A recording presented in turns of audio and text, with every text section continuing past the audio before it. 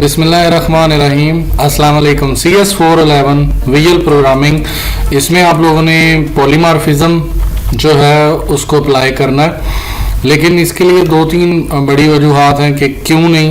एक तो visual studio कहाँ से डाउनलोड करना है, मैंने जल्दी से बता दूं।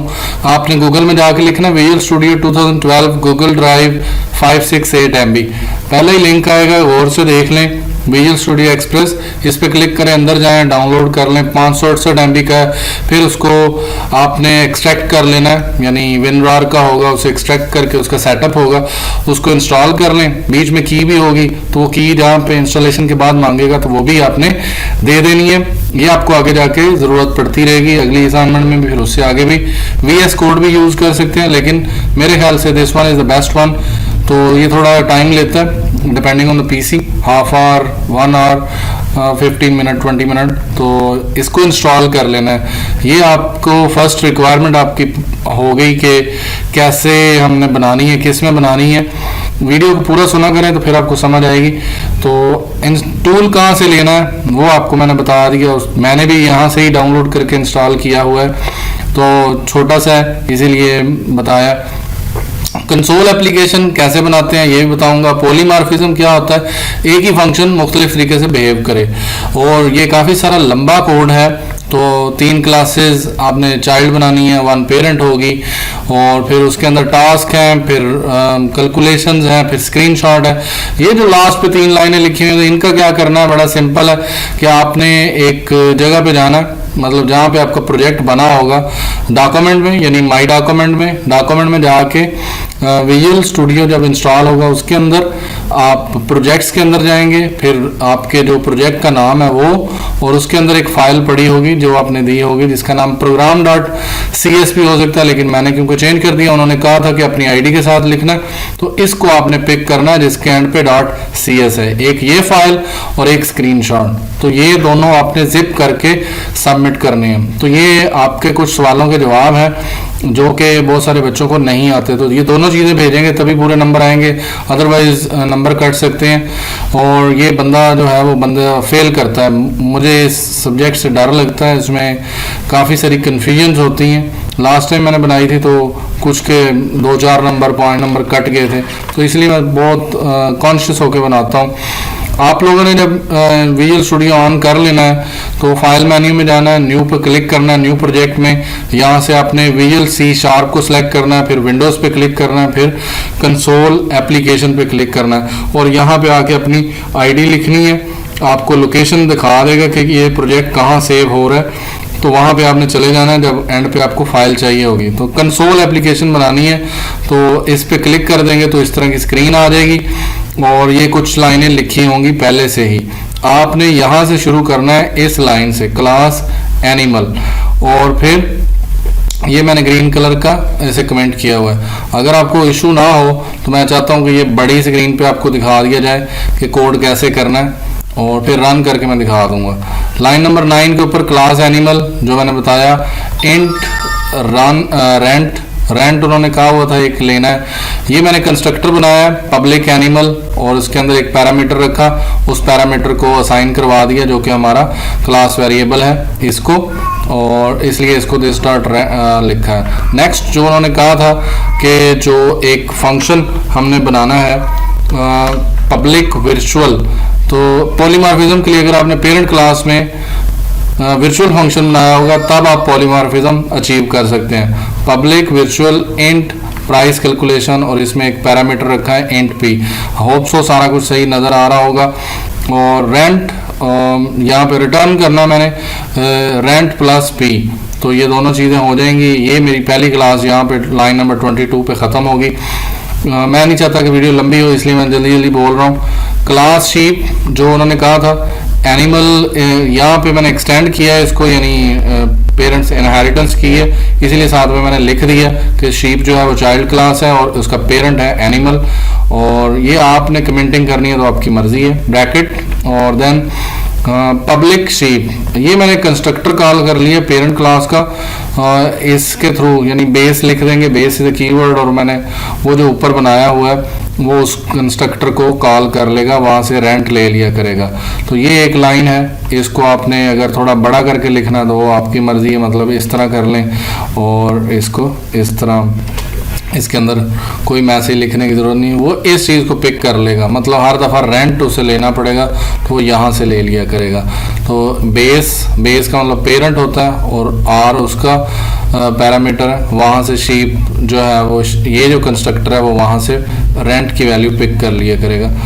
और नेक्स्ट वन है सेम टू सेम, आपने कॉपी पेस्ट ही करना था। मैं थोड़ा सा इसको जूम कम कर रहा हूँ ताकि आपको नज़र आ जाए। पब्लिक ओवरराइड, जब आप चाइल्ड क्लास में होंगे तो यहाँ पे वर्चुअल नहीं लिखना, चाइल्ड में ओवरराइड लिखना है। इंट रिटर्न टाइप है, प्राइस कैलकुलेशन, और ये सेम टू सेम ही होगा सबके अंदर। कंसोल डॉट राइट लाइन, ये प्रिंटिंग के लिए यानी स्क्रीन के ऊपर शो करवाने के लिए होता है। इसके अंदर आप मैसेज देख लीजिएगा क्या लिखना है, calculating the price of sheep and return base and price of calculation. तो आपने ये जो है वो बेस क्लास का फंक्शन कॉल कर लिया प्राइस कैलकुलेशन, जो कि है उसमें पी भेज दिया यानी प्राइस भेज दिए, तो वो ऊपर पेरेंट क्लास के फंक्शन को ही इस्तेमाल कर लेगा।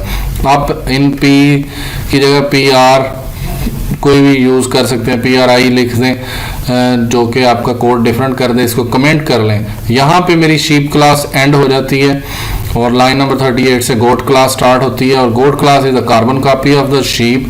अगर आपने वो सही बना ली तो ये भी सही बन जाएगी। सिर्फ और सिर्फ उस पूरे के अंदर गोट यहाँ पे चेंज किया है, यानी शीप की जगह पे गोट लिखा, यहाँ पे गोट और यहाँ पे गोट, बाकी सारा कोड सेम है। मतलब आपने अगर शीप की क्लास सही बना ली तो आप गोट की क्लास भी बना लेंगे। एग्जैक्टली कार्बन कॉपी है, देयर इज नो चेंज। तो उसके बाद है जी लाइन 46 के ऊपर ये ख़त्म हो जाएगी। फिर आपने क्लास कैमल के ऊपर आ जाना है एंड कैमल को ही जो है वो यहाँ से हमने मेन क्लास बना लिया। इसको भी पेरेंट एनिमल है, ड्राइव क्लास है, सेम लाइन रहेगी, सेम फंक्शन रहेगा यहाँ तक। मतलब ये भी कार्बन कॉपी है शीप की तरह ही, गोट की तरह ही यहाँ तक। लेकिन line number 59 is a part of camel class, जिसमें हमने वाइड मेन लिख लिया, ये उसका मेन फंक्शन है जहाँ पे हमने इसको यूज़ करना है। ये हमारा वो मेन्यू डिस्प्ले करेगा। तो मैं थोड़ा सा इसको छोटा कर रहा हूँ ताकि आपको नज़र आ सके। तो आई होप सो आपको सही नज़र आता रहे। कंसोल डॉट राइट लाइन, मैंने ये बोल रहा हूँ साथ, कंसोल का सी बड़ा होगा। Write line, please enter the last digit of your VUID to buy, इसके सेमीकोलन सही कर लीजिएगा। इंट नंबर ऑफ एनिमल्स, उसके लिए मैंने वेरिएबल रखा है NOA, और इंट डॉट पार्स, ये उसको जो भी इनपुट होगा उसको कन्वर्ट कर लेगा इंटीजर के अंदर और फिर उसको स्टोर करवाएगा NOA के अंदर। That's why it is use in dot parse. और फिर उन्होंने कहा होता कि अगर किसी बंदे की VUID का लास्ट डिजिट 0 हो तो उसके अंदर इंक्रीमेंट हो जाना चाहिए 1 का। तो मैंने यही कोशिश की है कि इसके अंदर इंक्रीमेंट हो जाए। If NOA is less than 0, no less than 0 नहीं, इक्वल टू 0। अगर वो इक्वल टू 0 है तो फिर क्या हो, NOA प्लस प्लस हो जाए। आप प्लस प्लस इधर भी लगा सकते हैं। If ID is 0 then increase by 1, तो इससे वो 1 हो जाएगा और फिर वो लूप 1 टाइम चल जाएगा। तो इसलिए मैंने इसको यहाँ पे ये कंडीशन लिखी है। उन्होंने बोला हुआ है कि ये काम भी आपने करना है। ये लाइन मैं इसलिए अलग कर रहा हूँ ताकि आपको पता चल जाए, और इसको हम नीचे भी ला सकते हैं। Next console dot right line, ये हमारी जो ID के पहले 5 डिजिट हैं वो आपने लिखने हैं as a rent of animal, और उसके बाद आपने int RR is equal to in dot parse, और ये जो है यहाँ पे वो 5 डिजिट RR यानी रेंट के अंदर आ जाएंगे। फिर ये वेरिएबल बनाया TP यानी टोटल प्राइस के लिए। फिर ये लूप चलाया जो कि चलेगा नंबर ऑफ एनिमल्स, यानी मैं 1 लिखूँगा, 0 लिखूँगा तो तब भी 1 तक चलेगा, 1 लिखूँगा तो 1 तक चलेगा। मतलब कि अगर आपका जितने भी, अगर मेरे लास्ट डिजिट लाइक मेरा 6 है तो वो 6 दफ़ा लूप चलेगा, 6 दफ़ा वो आपसे 6 जानवरों के लिए आपसे बार बार पूछेगा। तो ये लूप उन्होंने यही बताया हुआ था कि ये उतनी देर तक चलना चाहिए जितना आपका नंबर ऑफ एनिमल्स है। तो ये भी वहाँ सेट कर दिया गया है। उसके बाद ये मेन्यू शो हो जाएगा। If you want to buy a sheep तो प्रेस 1, गोट 2, कैमल 3, और अगर 0 प्रेस करेंगे तो आप एग्जिट कर जाएंगे। ये मैंने वो ऑप्शन के लिए एक रखा है कि आपसे ऑप्शन लिया जाए, यानी जो 1 प्रेस करेंगे तो वो ओपी के अंदर आ जाएगा। If OP is equal to 1, यहाँ से असल ये है वो पॉलीमॉर्फिज्म के पेरेंट क्लास का ऑब्जेक्ट और उसमें चाइल्ड का ऑब्जेक्ट स्टोर होगा, और देन वो चाइल्ड के थ्रू कॉल जाएगी पेरेंट के फंक्शन को। तो दिस इज अपकास्टिंग, ये कंसेप्ट भी है अपकास्टिंग पॉलीमॉर्फिज्म वर्चुअल फंक्शन को कॉल करने के लिए। तो ये वो लाइन है जो कि पॉलीमॉर्फिज्म के लिए सूटेबल है, जो पॉलीमॉर्फिज्म को सपोर्ट करती है। इसके साथ आप लाइन को लिख सकते हैं। ये ऑब्जेक्ट क्रिएट हो रहा है, यहाँ पे कंस्ट्रक्टर कॉल होगा शीप का, लेकिन ओरिजिनली ऑब्जेक्ट होगा चाइल्ड का। जो पेरेंट चाइल्ड का ही ऑब्जेक्ट बनना, जब न्यू होगा तो वो चाइल्ड का ऑब्जेक्ट बनता है, लेकिन it will store into an parent class object. तो ये एक पॉलीमॉर्फिज्म की अपकास्टिंग टेक्निक है। बस मैं इतनी गर्दान झाड़ना चाह रहा था। Int price is equal to S H, ये इसका ऑब्जेक्ट है, S H dot price calculation. तो ये पेरेंट क्लास के फंक्शन को कॉल करेगा और उसमें 50,000 जो कि उन्होंने कहा था हार्ड कोड है, यानी फिक्स वैल्यू है शेप की वैल्यू जो भी है जानवर की जो प्राइस है वो 50,000 है, वो हमने फिक्स कर दी, हार्ड कोड कर दी, खुद से सेट कर दी जो उन्होंने कहा हुआ था। फिर आगे हमने क्या किया, console dot right line price of single animal you just bought this. तो ये जब आप जो पहला जानवर हमने ख़रीदा है 50,000 जमा रेंट उसके अंदर, वो इधर आ जाएगा। और फिर क्या होगा कि टोटल प्राइस प्लस प्राइस, तो जो आपकी प्राइस है उसमें टोटल प्राइस ऑलरेडी जो है उसमें वो प्राइस ऐड हो जाएगी और हमारी टोटल प्राइस बन जाएगी। और देन हम नेक्स्ट लाइन के ऊपर टोटल प्राइस को डिस्प्ले कर देंगे। और ये हमारा यहाँ पे एक ऑप्शन यानी जो शीप का था वो हो गया। नेक्स्ट गोट का है, और गोट का सेम प्रोसीजर है, कोई कोड में डिफरेंस नहीं है, बस सिर्फ ये है कि वो गोट के लिए 80,000 है, यहाँ पे 50, मतलब आपने सेम कार्बन कोड करना है, लेकिन ऑब्जेक्ट चेंज हो जाएगा। एनिमल गो यानी गोट के लिए मैंने रखा, और फिर गोट की क्लास वो सारा सेम। और फिर ऑप्शन 3 में एनिमल कैमल, और फिर न्यू कैमल, और उसके अंदर ये चीज़ आ जाएगी प्राइस, मतलब ऑब्जेक्ट कैमल का बनेगा, और फिर उसमें 1 लाख जो है वो उसकी प्राइस हम सेट कर देंगे, और फिर सारा कुछ उसी तरह चल जाएगा। एंड लास्ट पे if O P is equal to 0, तो अगर उसकी ऑप्शन यानी वैल्यू 0 अगर कोई बंदा प्रेस करता तो वो ब्रेक कर जाए, लूप एंड कर जाए, प्रोग्राम एंड हो जाए। ये इसकी ब्रैकेट्स हैं, आप ब्रैकेट्स को देख लीजिएगा। एक लाइन यहाँ तक 112 तक इसकी ब्रैकेट्स हैं, मतलब एंड पे 1 ब्रैकेट 2 3 4 5, तो ये इतनी ब्रैकेट्स हैं। इनको शो करने के लिए एक दफ़ा कोड सही लिख लिया तो बस फिर एक आधी लाइन चेंज करनी है और आप बना लेंगे। और मैंने ये नोटपैड प्लस प्लस के अंदर कोड खोला हुआ है। अब हम वापस इसके अंदर आ जाते हैं क्योंकि आपको नज़र नहीं आना था। तो ये सारा कोड वही है, मैंने सिर्फ जस्ट के लिए आपको नज़र आ जाए, तो ये सारा कोड वही है, आपको लाइन नंबर की समझ आ जाए। अब इसको रन जब करना है तो कंट्रोल प्लस F5 करना है।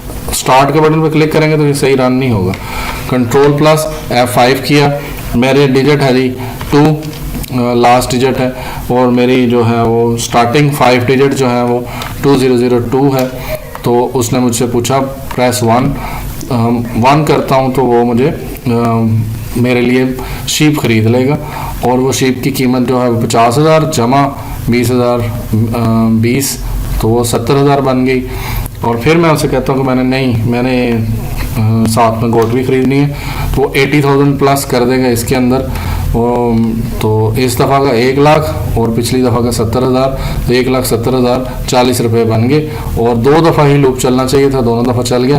This is the point where you need to take a screenshot, but अपनी VUID के लिहाज से आपने ये सारा कुछ करना है, तो फिर आपका प्रोग्राम बिल्कुल एक्यूरेट होगा। ये स्क्रीनशॉट और वो जो मैंने बताया था कि इसके अंदर ड्राइव के अंदर आना, यानी डॉक्यूमेंट्स, विजुअल स्टूडियो 2012 प्रोजेक्ट्स, और अपना जो प्रोजेक्ट का फोल्डर है उसके अंदर आए। फिर उस फोल्डर के अंदर आके आपने इस फाइल को ढूंढना है। इसको रीनेम कैसे करते हैं, इसको यहाँ पे जाके आपने जस्ट रीनेम कर देना और अपनी आईडी लिख देनी है यहाँ पे, तो रीनेम कर देंगे तो ये वहाँ पे चला जाएगा। वहाँ से आपने इस फाइल को उठाना है और जो स्क्रीनशॉट लेना है। स्क्रीनशॉट कैसे लेना है, स्निपिंग टूल के थ्रू ले सकते हैं। इसके अंदर होता है स्निपिंग टूल, और स्निपिंग टूल के थ्रू आप स्क्रीनशॉट ले लें यहाँ से पकड़ के। तो ये क्लिक करेंगे तो ये स्क्रीनशॉट आपका आ गया। इसको सेव कर लें, सेव करके ड्राइव पे रखें, और साथ ही आपने कोड को जो है वो रख लें। कोड जो है वो आपका है, और कोड दोनों दो फाइलें आपने भेजनी है, दोनों को जिप करना, जिप करके उसको सेव करके आपने अपलोड कर देना। आई होप सो आपको काफ़ी मदद हुई होगी कि आपको सारे कन्फ्यूजन, सारे सवालों के जवाब हो गए होंगे। Thank you, thanks for watching.